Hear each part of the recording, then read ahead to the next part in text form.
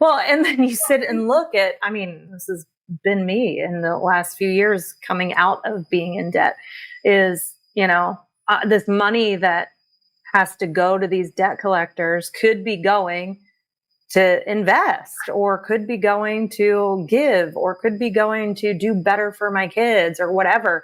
But instead, you have that and they change things. Like I got a notification yesterday that one of my credit cards, which thankfully I don't have a lot of credit cards. They're all very low limits and I don't let them raise them. But one of my credit cards, I think, like I probably put $200 on it here and there, but they're now implementing a monthly fee. They weren't doing that before. Now all of a sudden they're implementing a monthly fee and the interest rate's gone up from like 22% to 36 or 38%.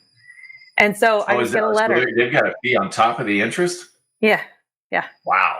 So, and that just showed, I'm like, well, I'm canceling that card, like I'm not carrying that. But that's the other thing is like, you never know when they're going to change things. I think we talked about this on a previous episode, but that they can come in and lower your credit limit.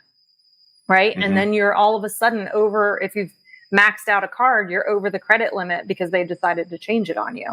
And then you have penalties. Right. And then I know a lot of people get stuck into the late fees too, like late fees piling up and adding to it. Well, and those are expensive. I mean, you're 1 day late and that's, the late fees hit when you're 1 day late on the payment date, not 30 days late on your credit bureau. That's a whole other thing. Right. But I know they can be like, 25, 30, $35 or something like that on top of your payment just because you missed a date. Now, most people, I think have their stuff set on auto pay or whatnot, but some of the times it can still slip up or, hey, a paycheck didn't hit when it should. So, I mean, that stuff can really add up. And that's another big factor of it is it costs so much more when those fees start piling up. Mm-hmm. And, so it can really cause that stress and strain. And you're like, oh my gosh, am I ever going to get out of debt? Because you're making the minimum payments. I think it's like, I don't know, like 8 years or something just ungodly on how long it's going to actually take you to pay those cards off.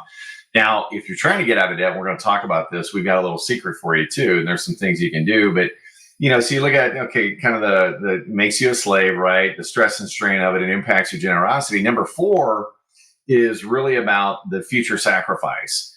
And what do I mean by that? Well, by having the debt today, you're robbing yourself from, experiencing higher success tomorrow. And what do I mean by that? Well, because you're spending that money today, you don't have the ability to save it and build wealth for the future, right? That's money, even if you're paying, I've talked to some clients that are paying like, $1,000, $1,500 a month on credit card debt or higher, just because they're spenders. They like to travel. They do the family Disney World trip every year or whatever the case may be, which, I'm not judging that and that's fine. But again, your priorities and things like that, where's your priorities, save the cash back and then pay cash for it or whatever. But you look at that and you add on top of it, most credit card averages, 24, 25, 26% interest. Yeah.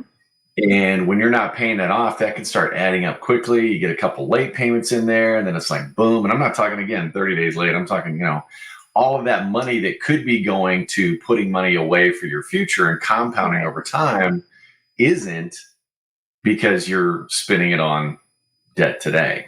Right.